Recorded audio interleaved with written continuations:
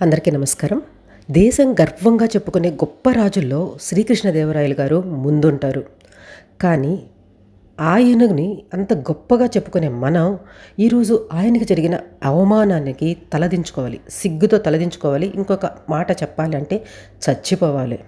ఎందుకు ఈ మాట అంటున్నాను అంటే అత్యంత నీచమైన పని శ్రీకృష్ణదేవరాయలు గారి సమాధి పైన జరిగింది.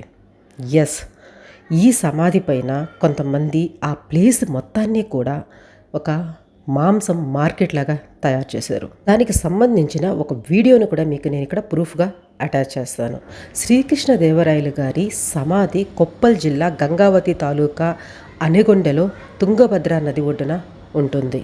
ఈ సమాధిని 64 పిల్లర్లతో ఒక మండపంలాగా అద్భుతంగా నిర్మించారు. దీనికి 64 పిల్లర్లతోనే ఎందుకు కట్టారు అని అంటే చదరంగంలో మనకి 64 పావులు ఉంటాయి కదా, వాటికి గుర్తుగా దీనిని నిర్మించారనమాట. అంటే జీవితం అనే చదరంగంలో కూడా అందరం పావులమే అన్న ఉద్దేశంతో శ్రీకృష్ణదేవరాయలు గారి సమాధిని ఆ విధంగా నిర్మించారు. ఎంతో హుందాగా ఉండే ఆ సమాధి ప్రదేశం ఈరోజు ఒక మేకల మార్కెట్ లాగా తయారైంది. ఆయన్ని గౌరవించుకోవాల్సింది పోయి దారుణంగా వ్యవహరించారు కొంతమంది. ఏకంగా సమాధి పైనే మేక మాంసాన్ని కోసేశారు.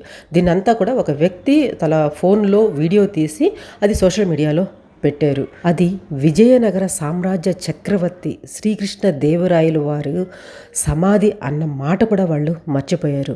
కన్నడ దేశానికి గర్వకారణం ఇతను. ఒక కన్నడ దేశానికే కాదు, భారతదేశానికి గర్వకారణం.